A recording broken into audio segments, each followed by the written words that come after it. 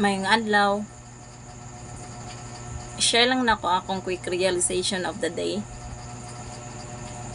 Kanang medyo oo ni sa part sa babae, pero i-share lang yun ako. Mo-admit jud ko aning gisulti sa mga lalaki na ang utok sa babae katandugonon. Unya labaw pa sa tanan, gubot pa sa lukot. Ani mong na siya.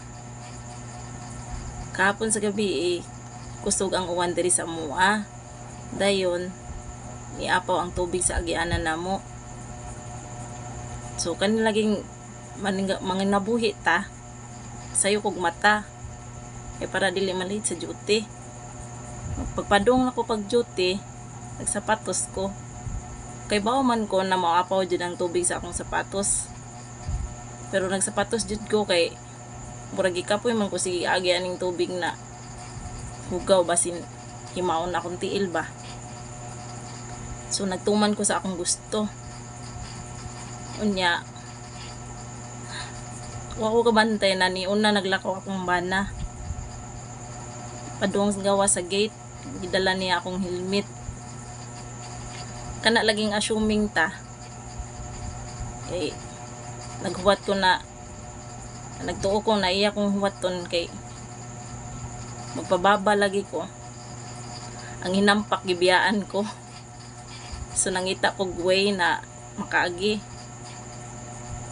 So pag-ambak na ko padung dito sa ugan na siminto, nahog ko sa kanal. Sa akong kalagot, giupo na ko akong sapatos o gilabay. Naglutaw-lutaw sa tubig na basa na og maayo. Sumuoto, nibalik suod sa balay. Nagkuwag sandala ron makalakaw na. Naglakaw ko nga gabgaot akong naong. Pag-abot na ko sa motor, tinga akong bana nga nang mudok ng kay kagdaong. Pinatrapo pa kayo siya sa akong lips, kinagampat akong lipstick. Ako siyang kasabaan. Kaya nga no lagi akong gibiyaan. Ani dito mga girls no, mga hindi masabtan ang utok.